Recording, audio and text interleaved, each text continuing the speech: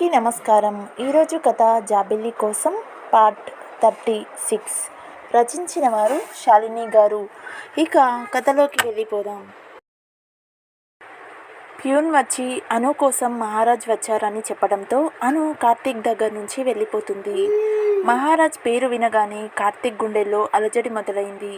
అది చూసిన కిషోర్ కార్తీక్, ఎవరు ఈ మహారాజ్? అను అంత పరుగున వెళ్ళింది. కార్తీక్, అన్నావు కదరా నేను అనుకి ప్రపోజ్ చేయడం లేట్ చేస్తే నాకు పోటీగా ఎవడో వస్తాడు అని. వచ్చేశాడు. కిషోర్, నీకు పోటీ వచ్చేది ఎవరు? అసలు ఎవడు వాడు? కార్తీక్, అను ఇంజనీరింగ్ చదువుతున్న టైంలో ఒకడు తనని కిస్ చేశాడు అని వాడిని పెళ్లి చేసుకోవాలనుకుంది కదా, వాడే వీడు. కార్తీ మహారాజ్. కిషోర్, వాడు కనిపిస్తేనే చంపేయాలని ఉంది నాకు. ఇప్పుడు దొరికాడు, ఉండు వాని పని చెప్తాను. కార్తీక్, నువ్వు ఉండరా బాబు. అసలు వాడు మళ్ళీ ఎందుకు అను లైఫ్లోకి వచ్చాడు? ఇప్పుడు ఏం జరుగుతుందో? అను నాకు దూరం అవుతుందేమో అని భయంగా ఉంది. కిషోర్, నువ్వు ఇక్కడ ఇలా ఏమవుతుందో, ఏం మాట్లాడుకుంటున్నారు అని టెన్షన్ పడే బదులు అను వెనుక వెళ్ళి ఏం జరుగుతుందో చూద్దాం పద. కార్తీక్, అంతే అంటావా? కిషోర్, ఇంకా లేట్ చేస్తే నీ కొంప మునుగుతుంది, తొందరగా పద.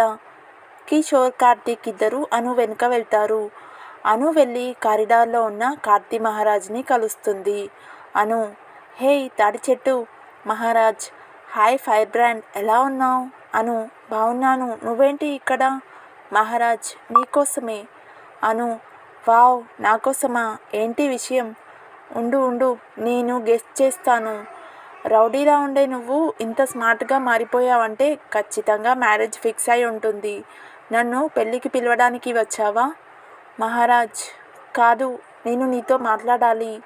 అను, మాట్లాడు. మహారాజ్, ఇక్కడ కాదు, పర్సనల్గా మాట్లాడాలి. అందుకోసం మీ ఇంటికి వెళ్ళాను, కానీ నువ్వు లేవు. అందుకే నిన్ను వెతుక్కుంటూ నీ ఆఫీస్కి వచ్చాను. నేను నీతో ఇంపార్టెంట్ విషయం మాట్లాడాలి. అను, ఓ అంత ఇంపార్టెంటా? కానీ నేను ఇప్పుడు కొంచెం బిజీగా ఉన్నాను. మహారాజ్, ప్లీజ్ అను, సరే ఈవినింగ్ కలుద్దాం. అను వెనుక చాటుగా దాక్కొని ఏం మాట్లాడుకుంటున్నారో వింటూ ఉంటారు కార్తీక్, కిషోర్ చిన్నగా, కార్తీక్, ఈవినింగ్ పర్సనల్గా మాట్లాడుకుంటారంట. కార్తీక్, ఒరేయ్ వినపడుతుందిరా, నువ్వు సైలెంట్గా ఉండురా. మహారాజ్, అయితే ఈవినింగ్ రెస్టారెంట్లో కలుద్దామా? అను, ఎందుకు? నేను ఇప్పుడు నా కొలీగ్స్ ఫ్లాట్లో ఉంటున్నాను, సో నువ్వు నైట్ డిన్నర్కి అక్కడికి వచ్చేయి. కిషోర్, కార్తీక్, మా అక్క ఇలాంటి ట్విస్ట్లు ఇస్తుందేంటి? డైరెక్ట్గా ఇంటికే రమ్మంటుంది. కార్తీక్, ఇది కూడా మన మంచికే కిషోర్, వాడు ఏం మాట్లాడతాడో మనకి తెలుస్తుంది కదా. కిషోర్, అది కరెక్టే, కానీ వాళ్ళు మాట్లాడుకునే అప్పుడు మనం అక్కడ ఉండడం అను ఒప్పుకుంటుందంటావా? మనల్ని పొమ్మంటుందా? కార్తీక్, ఒరేయ్ నేనే టెన్షన్లో ఉన్నాను, నువ్వు ఇంకా ఇలాంటి అనుమానాలు చెప్పి టెన్షన్ పెంచకు. మహారాజ్, మీ కొలీగ్ ఫ్లాట్కా? అను, అవును, నీకేమైనా ప్రాబ్లమా? మహారాజ్, ఏం లేదు. అను, సరే నీకు లొకేషన్ షేర్ చేస్తాను, నైట్ డిన్నర్కి వచ్చేయి. నీ ఫోన్ నెంబర్ చెప్పు. మహారాజ్ ఓకే అని ఫోన్ నెంబర్ ఇస్తాడు. అను, ఓకే బాయ్, ఈవినింగ్ కలుద్దాం అని వెళ్ళిపోతున్న అనుని, అను, ఎన్ని రోజులైనా నీ నవ్వులో అందం ఏమీ తగ్గలేదు. అప్పటికన్నా ఇప్పుడు ఇంకా సూపర్గా ఉన్నావు. నేను చాలా మిస్ అయ్యాను. ఈవినింగ్ కలుద్దాం, బాయ్ అని చెప్పి వెళ్ళిపోతాడు కార్తీ మహారాజ్. అను నవ్వుకొని లోపలికి వెళ్ళిపోతుంది. కార్తీక్కి మాత్రం లోపల అగ్నిపర్వతాలు బద్దలవుతూ ఉంటాయి. కిషోర్, కార్తీక్ ఇద్దరూ కూడా లోపలికి వెళ్ళిపోతారు. అను మళ్ళీ వర్క్లో బిజీ అయిపోతుంది. కార్తీక్ మాత్రం తన క్యాబిన్లో మహారాజ్ గురించే ఆలోచిస్తూ అటు ఇటు తిరుగుతూ ఉంటాడు. అను కార్తీక్ క్యాబిన్లోకి వస్తుంది. కార్తీక్, ఈరోజు ఈవినింగ్ నా క్లాస్మేట్ ఒకరు డిన్నర్కి మన ఫ్లాట్కి వస్తారు, నీకు ఓకే కదా అని అడుగుతుంది అను. కార్తీక్ కొంచెం అసహనంతో, నీ క్లాస్మేట్ నీ ఇష్టం అని మొహం పక్కకు తిప్పుకుంటాడు. కార్తీక్, ఏంటి అలా ఉన్నావు, ఏమైంది అంటూ కార్తీక్ దగ్గరికి వస్తుంది అను. ఏం లేదు, కొంచెం మైండ్ డిస్టర్బ్గా ఉంది అంతే అను అంటూ చైర్లో కూర్చుంటాడు కార్తీక్. అను కార్తీక్ ఫేస్ని తన చేతిలోకి తీసుకొని, ప్రశాంతంగా ఉండు కార్తీక్, అనవసర విషయాలు ఆలోచించి మైండ్ పాడు చేసుకోకు అంటూ కళ్ళలోకి కళ్ళు పెట్టి చూసి కార్తీక్ ఫేస్ మీద తన నోటితో మెల్లిగా గాలి ఊది వెళ్ళిపోతుంది. అను స్పర్శతో కార్తీక్ షాక్లోనే ఉన్నా చాలా హ్యాపీగా టెన్షన్ ఫ్రీ అవుతాడు. రోజులాగే కార్తీక్ అను ఇద్దరు గుడికి వెళ్ళి తర్వాత ఇంటికి వెళ్ళిపోతారు. అను కిచెన్లోకి వెళ్ళి సాంగ్స్ వింటూ వంట చేస్తుంది. కార్తీక్ ఏం జరగబోతుందో అని ఆలోచిస్తూనే ఉంటాడు. కార్తీక్ దగ్గరికి కిషోర్ వస్తాడు. కిషోర్, బావా ఏంటిది? కార్తీక్, ఏంటిరా? కిషోర్, ఇన్ని రోజుల్లో మన కోసం ఏనాడు వంట చేయలేదు కానీ ఇప్పుడు వాడి కోసం వంట చేస్తుంది, అది కూడా పాటలు పెట్టుకొని ఎంజాయ్ చేస్తూ. కార్తీక్, ఉండరా బాబు నువ్వు నీ డౌట్స్. అంతలోనే అను అక్కడికి వచ్చి, కిషోర్ కార్తీ వస్తే రిసీవ్ చేసుకొని కూర్చోబెట్టు, నేను ఫ్రెష్ అయి వస్తాను అంటూ అను వెళ్ళిపోతుంది. కిషోర్కి కోపం వచ్చేస్తుంది. కార్తీక్ మౌనంగానే ఉంటాడు. అను ఫ్రెష్ అయి వచ్చి డైనింగ్ టేబుల్ మీద అన్ని ఐటమ్స్ అరేంజ్ చేస్తూ ఉంటుంది.